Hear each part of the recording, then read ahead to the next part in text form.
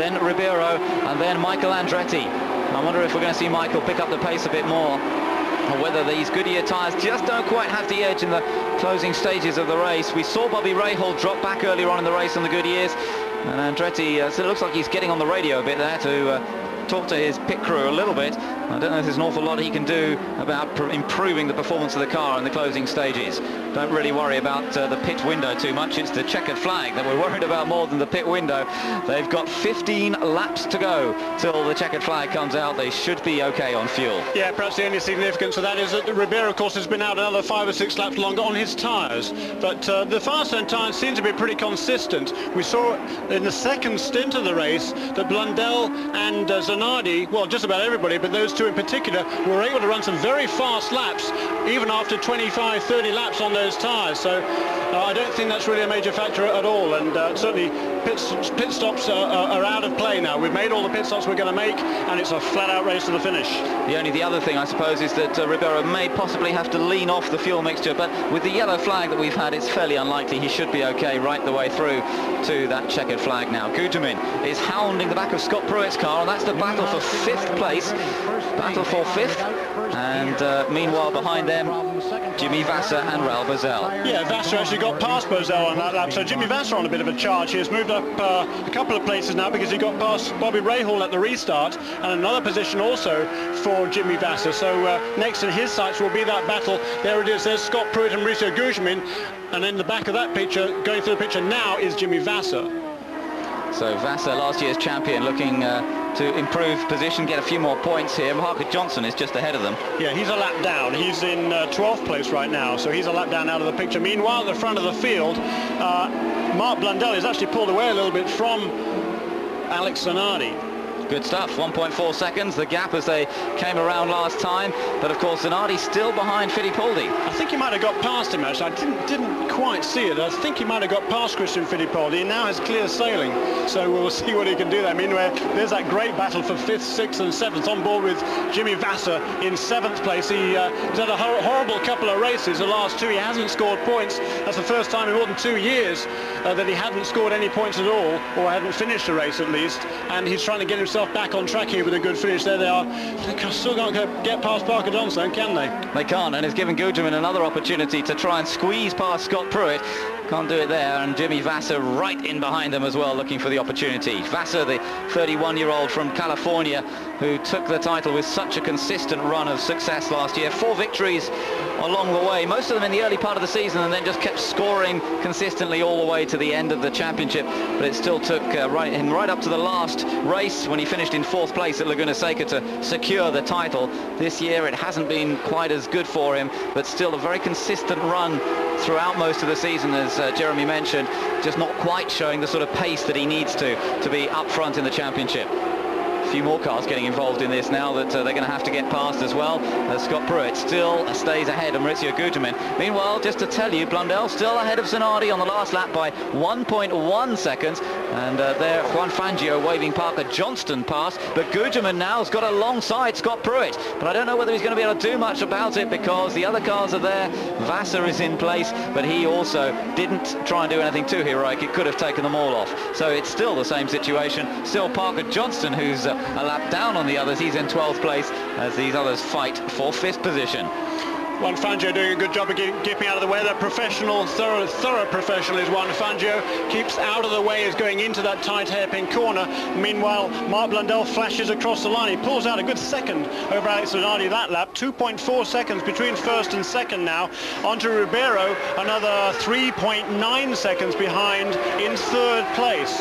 And Michael Andretti doesn't seem to be able to do too much about Ribeiro. He's another couple of seconds back in 4th place. 60.2 the lap from Mark Blundell on that last one. That's a very quick lap. Michael Andretti, team are telling him his car's as fast as anybody, but he wasn't on the last lap. He did a 60.8, 0.6 of a second slower than race leader Blundell is doing at the moment, and that's not going to be enough to close up the gap. Here we go. Scott Pruett now looking for a way past Parker Johnston. Doesn't really look that committed though, does he, down the inside? He sort of has a look, but doesn't really go for it.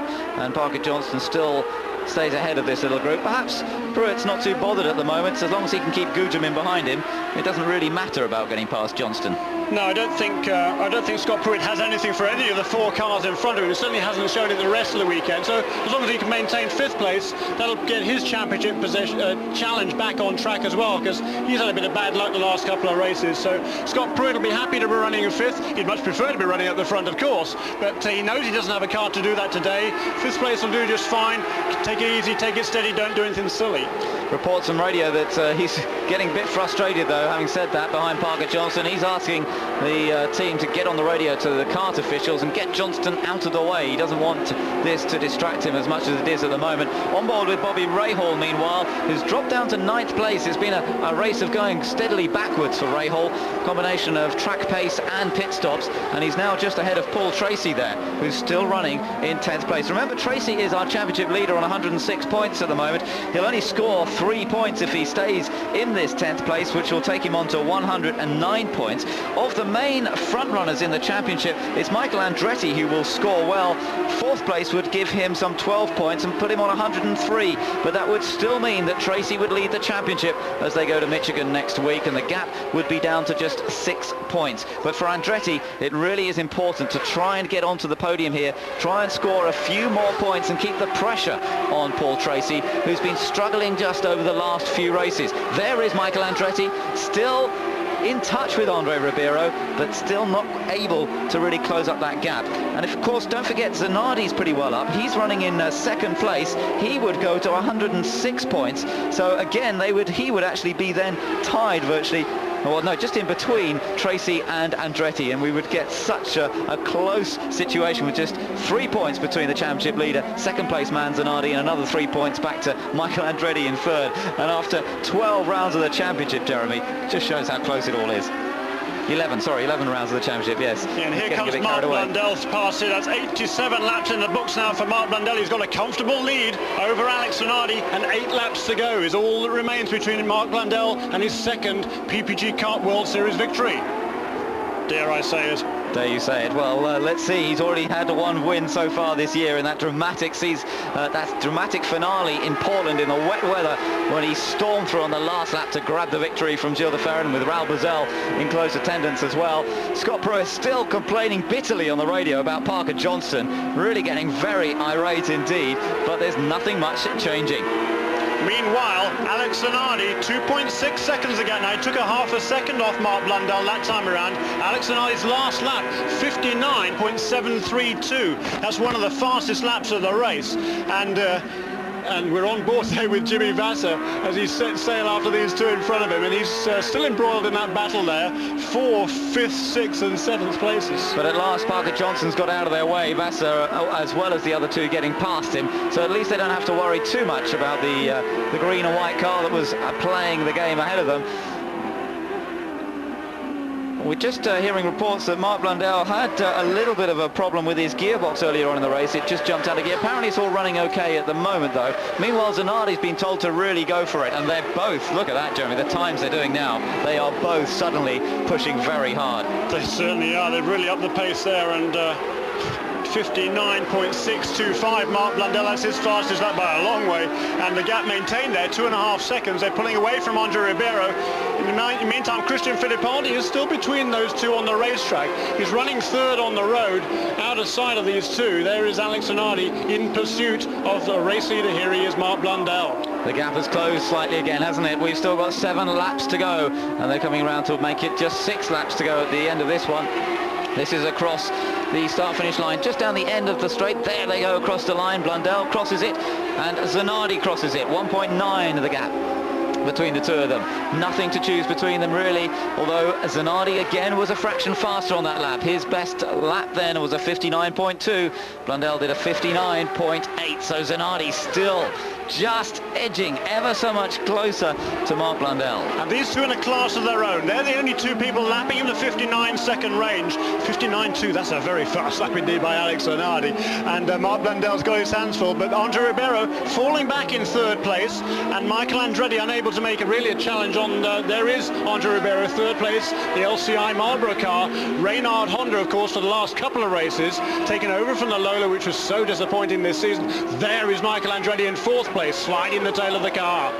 Andretti is pumped up to take that final podium finish here in Toronto. After taking 5 wins in 10 starts on this track, he really would like to get on the podium once again. Has a lot of support amongst the fans here, and the fans, as you can see on this pit straight, we've got grandstands on both sides of the track, hospitality areas. There's a great atmosphere down this start-finish straight. The crowd really get behind the race, and they're right over the top of the pit, so they cheer the drivers at any opportunity when they see them out of the car. It's a great atmosphere and building up to a thrilling climax as Mark Blundell still leads, but he's got that age-old problem now of getting past Hiro Matsushita. Get out of the way, Hiro. Watch your mirrors. There goes Mark Blundell. Looks at the inside and Hiro shuts the door on him. And now he's got to go through these 2 quick corners where Hiro is hopelessly slow. And look how close Zanardi's got to the back of Mark Blundell's car now. Matsushita holding up Blundell once again, and again he's not able to get past. What is the guy doing? He closed the door dramatically.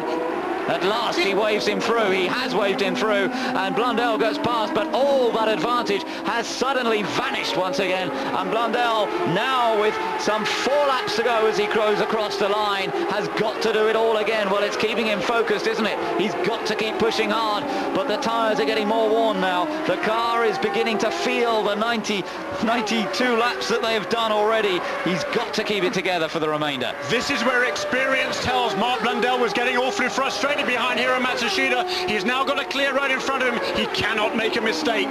He's got to keep his head together there. A little bit sideways out of there. Zanardi will take advantage of that if he possibly can. Ribeiro still in 3rd place, but don't worry about him. He's some 6.6 seconds behind the 2 battling for the lead. He's not really in the game. His main worry is how close Michael Andretti is, but that gap has remained pretty much constant throughout the last couple of laps. So it's all about the battle for the lead. Mark Blundell versus Alex Zanardi in the closing stages, and still it remains at about 2 or 3